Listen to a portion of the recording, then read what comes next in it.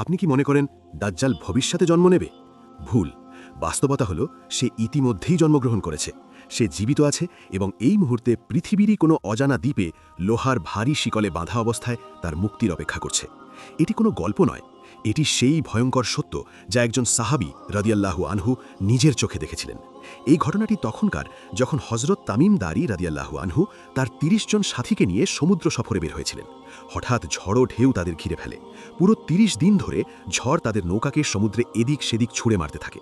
অবশেষে সূর্যাস্তের সময় তারা একটি অজানা ও নির্জন দ্বীপের তীরে পৌঁছায়। দ্বীপে পা রাখতেই তাদের মুখোমুখি হয় এক অদ্ভুত প্রাণীর সাথে। তার শরীরে এত ঘন ও লম্বা লোম ছিল যে বোঝা কঠিন ছিল তার সামনে কোন দিক আর পেছনে কোন দিক। সাহাবায়ে কেরাম রাদিয়াল্লাহু আনহুম ভয় পেয়ে জিজ্ঞেস করলেন, তুমি কে? সেই প্রাণীটি মানুষের ভাষায় উত্তর দিল, আমি জাসসাসা। তারপর সে বলল, এই ধ্বংসপ্রাপ্ত ভবনে যাও, সেখানে একজন ব্যক্তি তোমাদের খবর নেওয়ার জন্য অপেক্ষা করছে। তারা ভয়ে ভয়ে সেই পুরনো ভবনের ভিতরে প্রবেশ করলেন। সেখানে তারা এমন এক মানুষকে দেখলেন যার দেহাকৃতি এত বড় ও শক্তিশালী ছিল যে তারা জীবনে এমন মানুষ কখনো দেখেননি।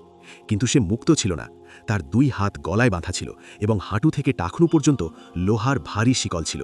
হজরত তামিম দারি রাদিয়াল্লাহু আনহু জিজ্ঞেস করলেন, তুমি কে? সে উত্তর দেওয়ার বদলে তাদের প্রশ্ন করতে শুরু করল। সে জিজ্ঞেস করল, বেসানের খেজুর বাদান কি এখনো ফল দেয়? তারা বললেন, হ্যাঁ। সে বলল, সে সময় নিকটে যখন তা ফল দেবে না। তারপর সে জিজ্ঞেস করল, বুহাইরায় তবারিয়ায় কি পানি আছে? তারা বললেন, সেখানে প্রচুর পানি আছে। সে বলল, শিগগিরই এর পানি শুকিয়ে যাবে। শেষে সে জিজ্ঞেস করল, উম্মিদের নবী মোহাম্মদ সাল্লাল্লাহু আলাইহি ওয়াসাল্লাম কি প্রকাশিত হয়েছেন? তারা বললেন, হ্যাঁ, এবং মানুষ তার সাথে আছে। এটি শুনে সে সেই রহস্য প্রকাশ করল যা সবাইকে কাঁপিয়ে দিয়েছিল। সে বলল, আমি মসিহ দাজ্জাল, আমাকে শিগগিরই বের হওয়ার অনুমতি দেওয়া হবে। যখন আমি বের হব তখন আমি পুরো পৃথিবী ভ্রমণ করব, মক্কা ও মদিনা ব্যতীত। হজরত তামিম দারি ফিরে এসে এই ঘটনা প্রিয় নবী সাল্লাল্লাহু আলাইহি ওয়াসাল্লামকে শোনালেন। নবী সাল্লাল্লাহু আলাইহি ওয়াসাল্লাম খুশি হয়ে মিম্বরে দাঁড়িয়ে বললেন, এটাই সেই বিষয় যা আমি তোমাদের দাজ্জাল সম্পর্কে বলতাম।